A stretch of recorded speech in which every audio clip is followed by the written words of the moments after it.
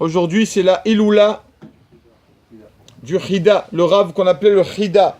Parce que Chida, ce sont les initiales de Chaim, Yosef, David, Azoulay. Le Rav Chida. Ce Rav a écrit plusieurs livres. Et chaque livre correspond à... Il a appelé... Le nom du livre a été appelé par le nom d'un membre. Parce que peut-être il a fauté avec ce membre. Alors il a écrit ses livres. Il a marqué, il a par exemple Tziporen Shamir avec ses ongles. Il a fait une faute avec ses ongles. Il a Moré Be'etzba avec ses mains. D'accord ou pas? Qu'est-ce qu'il a encore?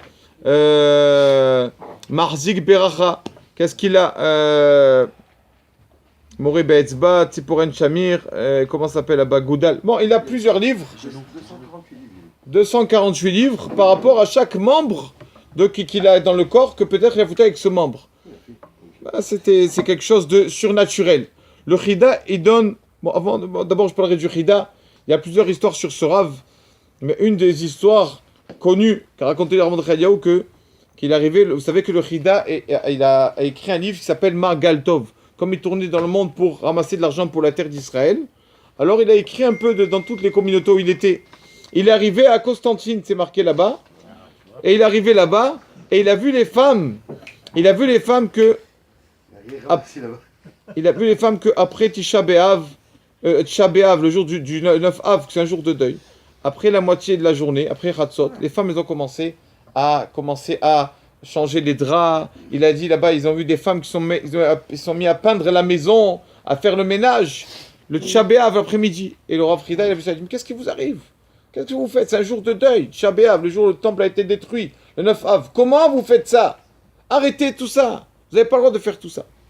Et le lendemain, donc tout le monde a arrêté. Le Rav Chida dit d'arrêter, on arrête. Le lendemain, il voit deux femmes qui parlent et une des deux qui montre de son doigt ce Rav le Chida là. Et il s'approche de deux femmes et dit, je vois que vous parlez de moi. Dites-moi les choses en face. Qu'est-ce qui vous arrive? On dit non. Ma copine me dit que vous avez dit que le Mashiach ne viendra pas. Moi j'ai dit ça. Moi je sais qu'il y a une mitzvah d'attendre le Mashiach chaque moment, chaque seconde. Moi je vais dire que Mashiach ne viendra pas. Je dis non, mais vous avez dit d'arrêter cette coutume-là, qu'on avait depuis des dizaines, des centaines d'années. Nous, on fait ça parce que le Mashiach est né à Tisha B'Av. Le Messie est né le jour de Tisha B'Av. Donc on a fait ça pour la venue du Messie, parce que pas la venue du Messie. Et vous avez demandé d'arrêter ça. Donc, ça veut dire que quoi? Vous ne croyez pas que le Messie va venir? Comme vous avez dit ça, on arrête. Voilà, on n'en fait plus. Alors, le Chida a rassemblé toutes les femmes et il leur a dit, excusez-moi, j'annule ma parole, continuez à faire ça pour le kavod, pour la venue du Mashiach, continuez votre coutume, même que ça a l'air d'être contre la halacha, que Tisha B'Av c'est un jour de deuil, comme vous faites ça pour la venue du Mashiach, alors c'est une bonne chose. Il y a beaucoup d'histoires, on n'a pas trop de temps. Le Chida a donné une ségoula, une bonne chose à faire aujourd'hui. D'accord? On s'est commencé déjà ce matin, mais on peut le faire dans la journée. C'est de lire le psaume 22 de Tehillim. Le psaume 22 qui parle, c'est le psaume qu'a écrit Esther. Ce psaume-là, il dit là-bas que Esther est comparée à une biche. À une biche et à l'aube, à Eilet Ashachar. Ce psaume-là que Esther a écrit, ce psaume, Esther l'a dit 7 fois. Quand c'est qu'elle l'a dit? Elle a dit quand elle est allée au palais après les 3 jours de jeûne. Quand elle est au palais, elle avait peur de voir le roi. Et sur le chemin, elle demandait à Hachem, s'il te plaît, aide-moi. Et après, elle disait tout ce psaume, le psaume 22 de Tehillim. Encore, elle disait, s'il te plaît, Hachem, aide-moi de me conduire devant le roi comme il faut, de me trouver les bonnes paroles. Encore une fois, elle disait ce psaume. Donc, elle a dit ce psaume 7 fois. Ce psaume. Aïla Tachar, le psaume 22.